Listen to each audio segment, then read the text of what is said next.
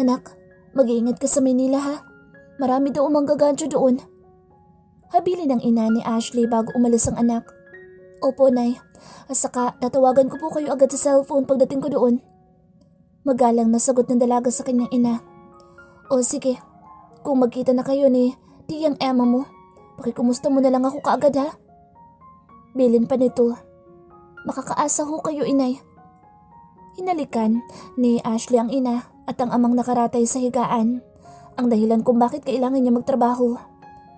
Tuloy na po ako at mag-iingat ho kayo lagi, inay. Pagsahod ko po ay magpapadala agad ako ng panggastos niyo at pambili ng gamot ni itay. Pati na rin po ng pambayad ng ilaw at tubig. Sambit niya sa ina bago tuluyang umalis. Isang ngiti lang ang ibinigay nito sa anak at tinanaw lang ito sa pag-alis hanggang sa tuluyang mawala na sa kanyang paningin. At saka lamang kumuwala ang mga butil ng luha sa mga mata ng ina ni Ashley. Ngayon ka lang mawawalay sa amin, anak. Sana'y palagi ka mag-iingat. Malungkot na bulong ng ina sa pagkakawalay sa kanya ng kanyang anak. Meanwhile, Mom, I'm here. Ano po bang kailangan niyo sabihin at pinapunta niyo pa ako? Sigaw ni Light pagpasok ng kanilang tahanan. Ganyan ba ang pagbati mo sa amin ha, Light? Galit na sabi ni Liam. Sorry, Dad. I just got tired from something. Cold na sagot sa ama ni Light. Saan ka napagod? Sa mga gimmicks at mga babae mo? Kailan ka ba magbabago? Why don't you try to find the right girl for you? Ha, Light. Malamig din na sermon ng ama sa panganay na anak. Right girl? Wala nang right girl ngayon, Dad. Halos pare-parehong gold digger ang mga iyan. At kung hindi ka naman maitsura, hindi ka papansinin. True love? Meron ba nun? Kayo lang yata ni Mom ang huling nakaranas noon, Dad. Kahit gumastos ako o gumimik at kahit mambabae pa ako, hindi ko naman pinababayaan ang business ko. Can't you see? I am a millionaire by my own and almost a billionaire. Kunti na lang. Nakangisang sagot ni Light sa ama. Oo, kaunti na lang. Kunti na lang masasapak na talaga kita. Umayos ka sa akin at baka masapak ko yung mukha mong sinasabi mong good looking. Sa lahat ng mayaman, ikaw lang ang walang bahay. Nakukontento ka na sa maliit mong unit? Why don't you bought your own house? Para kapag nakahanap ka na mapapangasawa mo, may bahay ka na. Sermon ni Liam sa anak. Mapapangasawa? I don't even have plans to have one. Dad, kung pare-pareho lang sila ngayong mga babae, ay mas mabuting wag na lang. I'm just too happy being single. Saka na dyan naman kayo nila, Mom. Natatawang dahilan ni Light. But we won't always be here at tatanda rin kami. Pati mga kapatid mo magkakaroon na rin yan ng mga sariling pamilya balang araw. Ikaw ang panganay at sa'yo ako nag-expect magkaroon ng unang apo pero mukhang malabo. Sermon pa rin sa anak ni Liam. Anong pinag-aawayan niyo mag-ama? Takang singit ni Miriam galing sa kusina. Taglay pa rin ito ang kagandahan na nagpabaliw at nagpatino kay Liam. Ani mo hindi ito nadadagdagan ng edad. Itong sa Dad, pinipilit na ako mag-asawa at magkaanak. Nakangusong sumbong sa ina ni Light. Naku, no comment ako dyan. Sagot ni Miriam. Playing safe si Miriam at baka madamay sa pinagtatalunan ng kanyang mag-ama. Bakit mo pala ako pinapunta, Ma'am? Tanong sa ina ni Light. May bago kang maid. Teka, pang ilan mo na nga ito? Diyos me, Light, umayos ka naman. Pakitunguhan mo itong parating na personal maid mo at apo ito ni Manang Emma sa pamangkin. Kaya magkaroon ka ng konting hiya sa katawan. Galing pa yung probinsya at wala na ibang matutuluyan kundi dito lang din sa akin. Pag pinilayas mo na naman, maawa ka anak. Huwag mo sungitan at awagin. Pakitunguhan mo anak at mabait naman daw ito. Mahabang litanya ni Miriam sa anak. Yeah, another war. Who's gonna try to flirt with me again para yumaman? Mahinat pabulong na sambit ni Light. Ano sabi mo? Takang tanong ni Miriam dahil hindi narinig ang binubulong ng anak. Wala po, Mom. Sabi ko po uuwi na ako ng kondo ko at baka pupunta na iyon. Love you, Mom and Dad. Bye. Saka tumalikod paalis. Bumaling siya ulit dahil may nakalimutang sabihin sa ina pero pagtingin niya ay isang nakakalanggam na tanawin na nakita niya. Hinahalikan ng dad niya ang mommy niya. Itong tatay ko talaga. Ang tanda na yan landi pa. Sa katuluyan ng umalis at kinalimutan na lang ang dapat sabihin pa sa ina. While driving, his phone rang and found out that it's Miko calling him. Hello bro. Have you found your right girl? Bilisan mo't pakasalan mo na nang mapakasalan ko na rin itong baby ko. Nakangising sambit ni Miko. Baby mo? Alin? Yung baby mo na ina-stalk mo? Sa takot sa'yo niyan, pag nalamang ikaw ang stalker ay iiwasan ka lang. Hindi ka niyan papansinin. Ikaw yata nagmana kay dad sa pagiging stalker. Saka-asa ka pa. Hindi ako magpapakasal at itaga mo yan sa bato. Walang right girl for me. Saka pinatay ang tawag para hindi na magkaroon ng chance na makapagsalita. Pero nag-ring ulit ang phone niya. Isang unknown number. Hello? Cold niyang sabi sa kung sino man. Hello bro? James here. Sagot ni James sa phone. Oh, buhay ka pa pala bro. Kala ko wala ka na at hindi ka na nagpaparamdam. Cold pa rin niyang sabi. Pauwi na ako ng Pinas. Malamig din sagot ni James. Grabe, palamigan sila. Pwede na silang gawing aircon. E di umuwi ka, walang pumipigil. Cold pa rin sabi ni Light. Sira ulo, gago, baliw. Sagot ni James dito pero hina-cold way pa rin at saka pinatay ang tawag. Kahit kailan ay wala pa rin silang kwentang mag-usap. Natatawa lang si Light sa naging conversation nila. Bata pa lang ay cold na itong si James. Kaya cold din niyang kausapin para fit daw. Gunggong talaga. Nang makarating ng bahay ay bigla siyang nalumo dahil wala pa siyang stock na ready to eat. At ang pinakamatindi ay hindi siya marunong magluto. Gago kasi itong mga kapatid ko eh. Tawag ng tawag sa gwapo nilang kuya. Yan tuloy. Nakalimutan kong bumili. Hindi bale. Tatawag na lang ako sa isa sa mga chicks ko para dalhan ako ng food. Nadayan na sana siya nang tumunog ang doorbell. Naku naman no. No need to call yata at may isang nakaalala sa mga babes ko. Pagbukas niya ng pinto ay isang nakayukong dalaga na nakasuot ng mahabang bestida ang nabungaran niya. Hindi niya makita ang mukha nito dahil sa nakayuko ang babae. Who are you? Takang tanong niya. Dumiretso ng tingin ng dalaga at nahihiyang ngumiti at sumagot. Ako po si Ashley, yung maid po na pinadala po sa inyo ni Ma'am Miriam. Nahihiyang sabi nito at tila namimilipit sa kaba at nilalamutak ng kamay ang hawak na panyo, lalo na makita kung gaano kagwapo ang mukha ng kaharap pero mukha ring strikto. Si Light ay napatanga lang ng masilayan ang maamo at magandang mukha ng kaharap. So, you're my new maid? Then you have to do anything I'm gonna ask you to do. Mahinang sambit ni Light pero tama lang para marinig ng kaharap. Napatango naman ang dalaga. Bumulong si Light sa sarili habang pinapapasok ang dalaga sa loob ng unit niya. So, if I told you to be mine, then you'll be mine and I think it would be fun. Nakangising sabi ni Light. Po? Takang tanong ni Ashley sa ibinubulong na magiging boss niya. Nothing. Just prepare yourself at nagugutom na ako. Oh, prepare food for me dahil nagugutom na ako. Nagulat man sa unang sinabi ng amo ay napatango na lang sa Ashley. Nakangising isinara ni Light ang pinto ng unit. Umanda ka Ashley, cause I will turn your world into mine. Mahinang sambit ni Light bago sunundan ang dalaga sa kusina. Pagdating niya doon ay nakita lang niya ang dalagang nakatayo lamang. Hey, any problem? Tanong niya dito at hindi nakikita niya ang mukha o reaksyon nito dahil nakatalikod ito mula sa kanya. Nang harapin niya ito ay ganoon na lang ang gulat niya dahil umiiyak ito. Shit, what's the problem? Why are you crying? Natataranta niyang tanong dito. Nagtataka siya dahil wala pa siyang ginagawa ay umiiyak na ito. Baka po kasi magalit kayo. Baka po kasi hindi ko kayo may pagluto. Mahinang sagot ni Ashley sa pagitan ng paghikbi. Nanlaki ang mata ni Light sa isinagot ng babae sa kanya. Bakit? Hindi ka marunong magluto? Naku, mamamatay tayo sa gutom nito.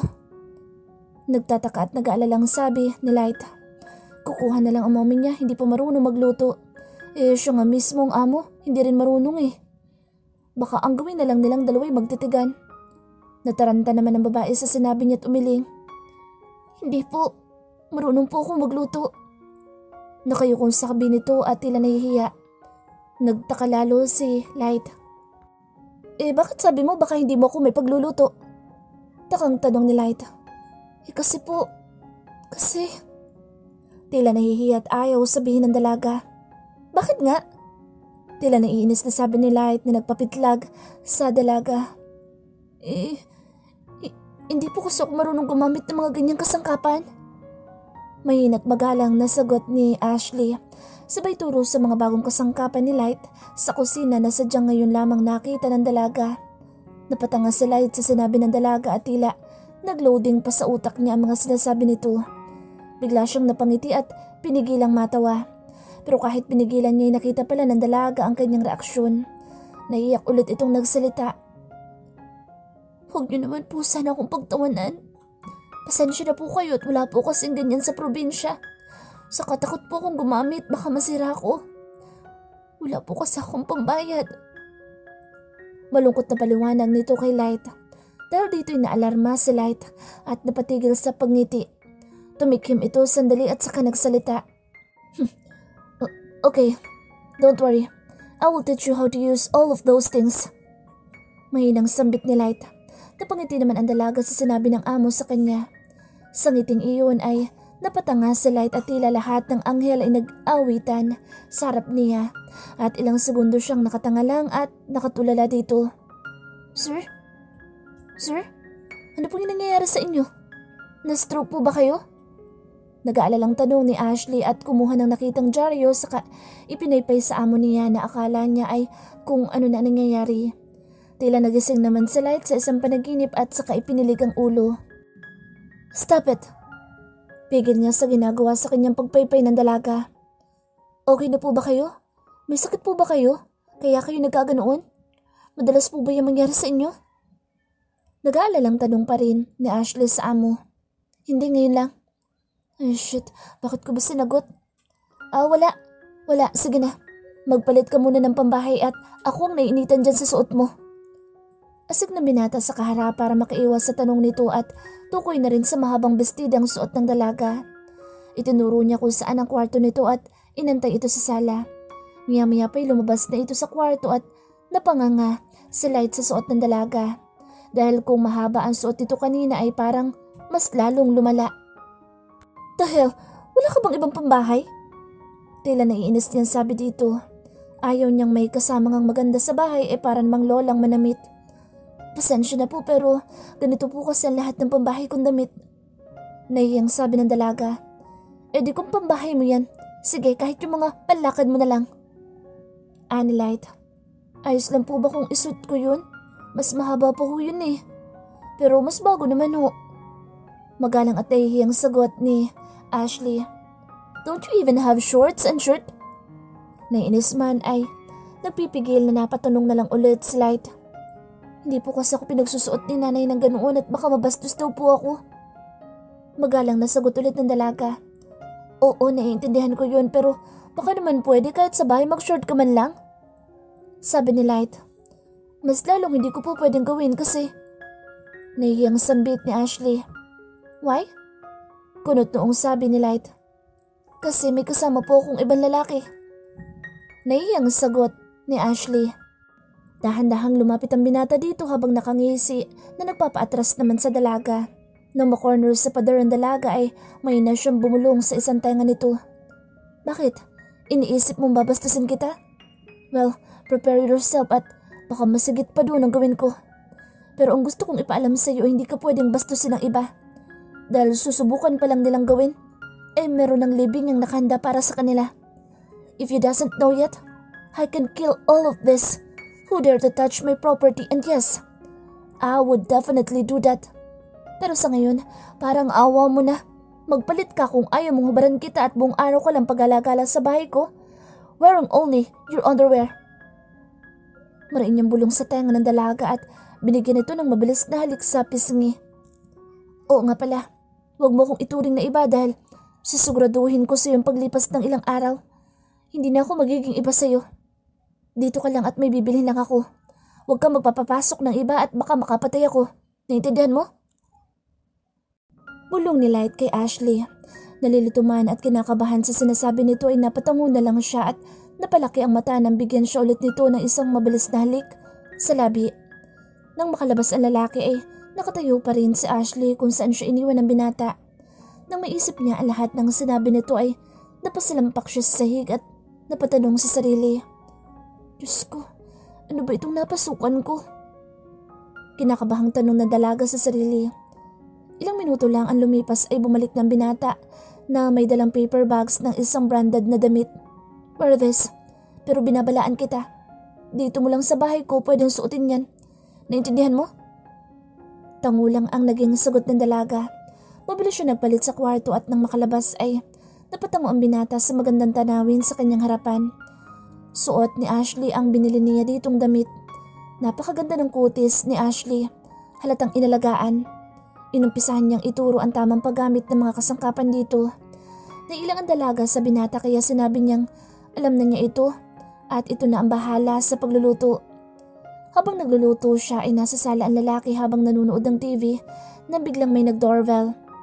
Nagtataka si Light kung sino iyon. Binuksan niya ang pinto at bumungad ang kanyang kaibigan. Si Aris, ang anak ng Ninang Angie at Ninang Sander niya. Ay pre, tara siya tayo. Nakangitim bati at bungad nito kay Light. No, next time na lang. Tanggi na Light. Bakit ang init ng ulo mo bro? Meron ka ba? Iinom lang naman at himala. Ngayon ka lang tumanggi. Dati halos ako pa ang kaladkarin mo para uminom. Kakaiba yan ha? Natatawang sabi ni Aris. Okay, sandali lang. Diyan ka muna sa labas. May aayusin lang ako. Cold na sabi ni Light at tinungo ang dalaga nagluluto. Agad niyang hinawakan ng kamay nito at saka dinala sa kwarto nito. Teka, bakit? Nagtatakang tanong ng dalaga. Dito ka lang at huwag kang lalabas dito. Hindi ka pwede makita ng iba na ganyan ang suot mo. Naiintindihan mo? Napatango na lang ang dalaga dito. Pinagbuksan ni Light si Aris at nakailang shot na sila nang maalala ng dalaga ang nakasalang niyang nilaga. Dahan-dahan niyang binuksan ang pinto ng kwarto at dahan-dahan ding humakbang at iniiwasang makagawa ng anumang ingay. Wow! May chicks! Ang ganda pare! Ang kinis! Sigaw ni Aris na tila masaya sa kanyang nakitang tumatakbo patungong kusina. Napalingon si Light at nabigla. Uy, may bago ka pala pare ha? Pwede mo rin ba sa akin ipatikim yan tulad ng iba mong chicks? Tila malanding sabi ni Aris. Agad kinawelyuhan ni Light si Aris. Langyo pre, pumili ka ng babastusin. Oh, teka. Ngayon ko lang nagkaganyan. Don't tell me you're already in love. Wow, akala ko ba hindi ka may in love? Ano pre, kinakain mo na ba lahat ng sinabi mo?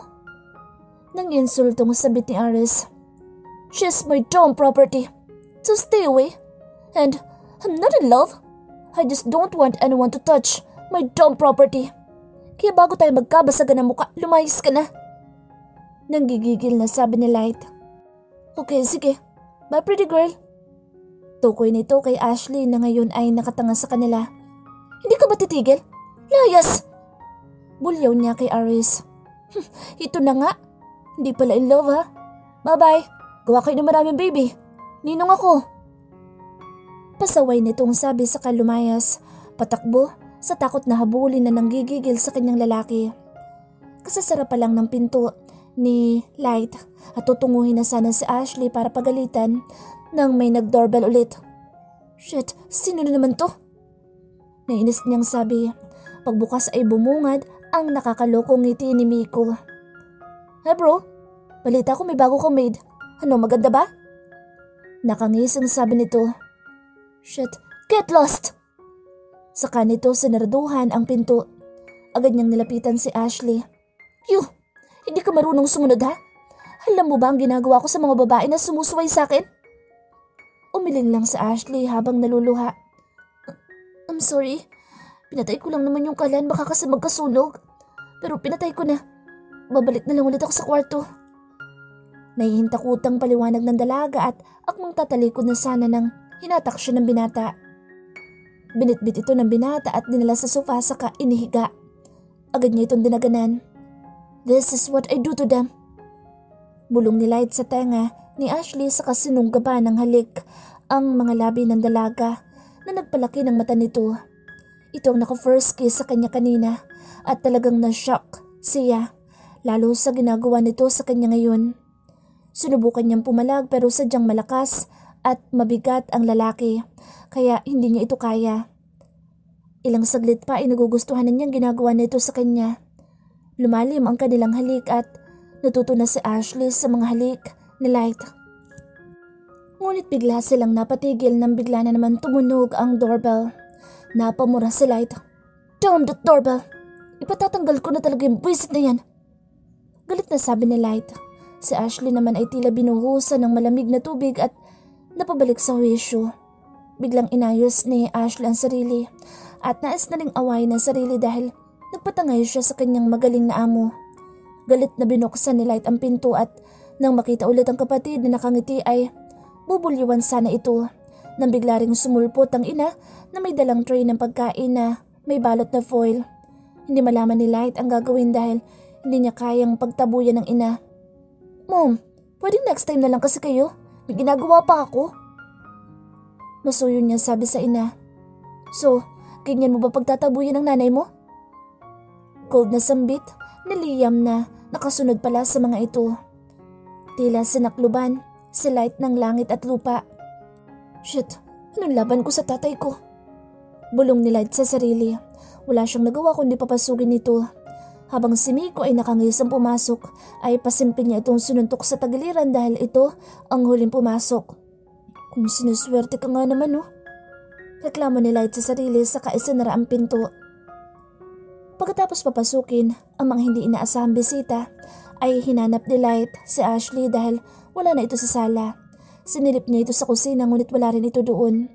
Tumuloy siya sa kwarto nito. Naabutan niya ito na nakasalampak sa isang sulok ng kwarto at nakayuko habang yakap ng mga braso ang nakatuping mga hita. Nilapitan niya ito at narinig ang mahina nitong mga hikbi. Nag-aalala kung lalapitan ba ito at baka lalo lamang umiyak. "Ashley, why are you crying?" Iling lang ang naging tugon ng dalaga kahit nakayuko pa din. Yung nangyari ba kanina? Pasensya na, nadala lang ako. Pipilitin kong hindi na maulit. Basta huwag ka lang umiyak." Mahinang sambit ni Light sa kaniyakap na mahigpit ang dalaga. At sa pagyakap na ginawa niya dito ay lalo itong umiyak. "Tahan na baby. Sorry na. Tara na, doon na tayo." Alon ni Light dito. Umiling ulit si Ashley habang nakatago ang mukha sa balikat ni Light. "May mga bisita at bawal ako lumabas." Mahinang sabi ni Ashley kasabay ang isang hikbi. "No, sila mommy lang iyon at gusto kanyang makita at makilala." Mahinang sambit ni Light. "Okay lang ba itong suot ko?" Tukoy ni Ashley sa kanyang suot na short at pinahid ni Light ang mga luha niya. "Yes, they are. Let's go." Inalalayan siyang tumayo ni Light. Saktong pagtayo nila at lalabas na sana ng kwarto nang biglang bumukas ang pinto. "The heck? Light, bakit siya umiiyak? Anong ginawa mo sa kanya? Wala ka na talagang pinagbago." Buliyam ni Miriam sa kanyang anak. "Mom, listen first, please." Nag-aalala at natatarantang sabi ni Light lalo na makita ang masamang tingin ng ama sa likuran ng mommy niya. "Anong paliwanag? Kaya bago-bago lang niya at kararating lang. Kung ano na namang kababalaghan ang ginagawa mo. May iba pa ba na magpapaiyak sa kanya? Ano? Ikaw ang dahilan ng pag-iyak niya, di ba?" Sabay agaw ni Miriam sa braso ni Ashley na hawak-hawak ni Light. "No." "Yes, I mean no." Nalilitong sagot ni Light. Yes, dahil siya ang dahilan at no sa pag-agaw ng ina sa braso ni Ashley. "Tingnan mo, hindi ka makasagot na maayos." Galit na sabi ni Miriam saka binalingan sa Ashley. "Are you okay, Iha? Don't worry, hindi ka na magtatagal dito cause you're going to stay at my house. Ikukuha ko na lang siya ng ibang maid." Malambing na sabi ni Miriam kay Ashley. "What? No, Mom!" Nagpapanik na sabi ni Light na ikinalaki din ng mata ni Ashley. "Anong no? Ashley, pack your things at ialis na kita dito ngayon din. Baka kung ano mangyari sa'yo at mag-alala pa si Manang Emma." Sambit ni Miriam sa dalaga. Pero po, tanggi sana ni Ashley dito kaya lang nahihiya siyang sumagot. "Don't worry, Iha. Tinakot ka ba niya? Huwag kang mag-alala. Nandito kami at gagabayan ka namin. He can't harm you in any way. May lambing na sambit ni Miriam dito. Okay po. Nakayukong sabi ni Ashley at saka nilapitan ng mga gamit. Saktong hindi niya pa nailalabas mula sa bag ang mga gamit niya nang dumating siya dito. Kaya naman sandali lang at naayos na ito. Habang si Light ay nalalaki lang ang mata sa nangyayari. What? Wait! Stop this nonsense argument. Hindi siya alis. Awat ni Light at inagaw ang bag na hawak ni Ashley. Umayos ka, Light! Galit na sigaw ni Liam. But Dad! Mga tuwira na sanang sabi ni Light. No buts! Ako nga hindi tumatanggi sa utos ng nanay mo, ikaw pa kaya? Matiim na sabi ni Liam sabay akbay sa asawa. Diba, may Miriam? Malambing na sabi ni Liam sa asawa na sinagot lang ng siko ni Miriam sa tagiliran nito. Ray naman? Reklamo ni Liam. Umayos ka, Liam. Sa'yo talaga nagmanay ang anak mo eh. Naiinis na sabi ni Miriam. Naglalambing lang eh. Mahinang reklamo ni Liam. May sinasabi ka? Tanong ni Miriam kay Liam. Ngisi lang ang sagot ni Liam sa kanapakamot sa ulo. Kahit kailan ay hindi siya nanalo dito. Tama na, baka langgapin na tayo dito. Tara, iuwi na natin sa Ashley sa bahay. Awat ni Miko habang nakangisi na inaasar ang kanyang kuya. Pinanlakihan ito ng mata ni Light. Let's go, Ashley. Sabay hinatak ni Miriam si Ashley at papalabas na sana sila nang biglang humarang si Light sa pintuan. No! Just not going anywhere. Dito lang siya sa akin. Pinadala niyo siya sa akin dito pagkatapos babawiin niyo lang, Mom? Walang ganoon. Reklamo ni Light. Move aside, Light. Padaanin mo kami kung ayaw mong pabagsakin ko lahat ng negosyo mo. Panta ni Liam dito at alam niyang kaya iyong gawin ng ama. Nanlaki lalo ang mata ni Light sa narinig. But please. Tila gusto na magsumamong sambit ni Light. Okay. Bigyan mo kami ng matinding dahilan kung bakit siya dapat dito magstay sa'yo. You have only 5 minutes to do that. Mariing sambit ni Liam. Because I don't have a maid? Tila may alanganing ngiting sagot ni Light. Yun lang? Ipadadala ko sa iyo ang isa sa katulong sa bahay. Nakangising sambit ni Miriam. No, I want her. Tila nag-aalalang sabi ni Light. 3 minutes left. Banta ni Liam sa time na palugit ni Light. Because... Tila hindi mapakaling sabi ni Light habang lahat ay nag-aabang sa sasabihin ni Light, lalo na sa Ashley. Shit, sasabihin ko bang mahal ko siya? Hindi naman sila maniniwala kasi ngayon lang kami nagkakilala. Saka hindi ako sigurado. Basta gusto ko lang siyang laging kasama. Hindi ko nga alam ang salitang mahal eh. Baka physical attraction lang ito. Bulong ni Light sa sarili kaya wala siyang nagawa, kundi umusog na lamang para bigyan ng daan ng mga ito at nakayukong hayaan na lang itong mawala sa bahay niya. Lahat naman ay napanganga sa ginawa niya. Surprise sila dahil first time na sumuko ni Light sa isang pagkakataon at sa Ashley naman, ng oras na iyon ay parang gustong maiyak dahil sadyang hayaan lang talaga siya ng among umalis. Hindi niya alam pero na-disappoint siya sa sinabi at ginawa nito. Tila may inaabangan siyang sabihin nito at nabigo lang siya. Ano bang aasahan niya dito mukha naman itong babaero. Sino nga ba siya para dito? Isang walang kwentang babaeng galing probinsya. Malungkot na lang na lumabas si Ashley habang nakayuko dahil ayaw niyang makita ang mukha ng amo at baka masaktan lang siya. Are you okay, Iha? Nag-aalalang tanong ni Miriam. Sinagot lang ito ng isang malungkot na tango ng dalaga at hindi na binalak na lumingon pa pagkalabas ng unit na iyon. Habang lumalabas ay kasunod nila si Miriam, si Miko at nangaasar na nagparinig ito sa kuya niya. Nice. Magkakaroon ng magandang chick sa bahay. Titigilan ko na siguro ang pangusto ko, total naman. May magandang dalaga na kaming kasama sa bahay. Naku, mukhang lagi na ako mag-stay talaga nito sa bahay. Nakangising sabi ni Miko. Nagulat siya nang kwelyuhan siya nang walang sabi ng kuya niya. Subukan mo lang hawakan kahit dulo ng daliri niya. May paglalagyan ka sa akin, kahit kapatid pa kita. Nagigigil na bulong ni Light sa nakababatang kapatid na lalaki. Dado, si kuya, mananakit. Nangaasar na sumbong ni Miko. Stop it! Mayos nga kayong dalawa, para kayong mga bata. Bulyaw ni Liam, kaya binitiwan na agad ni Light si Miko. Nang pagkalabas ng mga ito ay tulala lang na naiwan si Light sa kanyang unit.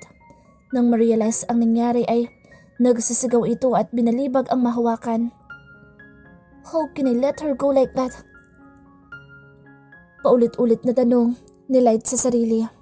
Sinuntok pa niya ang pader at ibinabalibag ang mahawakan. Biglang tumunog ang phone. Ang daddy niya ang tumatawag at nanggigigil na inaccept niya ang tawag ng ama. I just also want to remind you na bahay mo pa rin ang bahay ko. Ikaw lang naman ang tamad umuwi eh. Pero ngayon sa palagay ko, may dahilan ka na para umuwi palagi ng bahay. Natatawang sabi ni Liam saka pinatay na ang tawag. Napalaki ang mata ni Light saka lamang na-realize na bahay nga din pala niya ang bahay ng magulang. Ano bang ipinagwawala niya? Tumingin siya sa paligid at nakita ang lahat ng sinira niya. Bigla siyang napatawa ng malakas. Ang gago ko talaga. Bakit hindi ko naisip yun? Tila baliw na napatawa si Light. Wait for me, my Ashley. Cause this possessive devil is coming home and will do everything to have you. Nakangising sabi ni Light.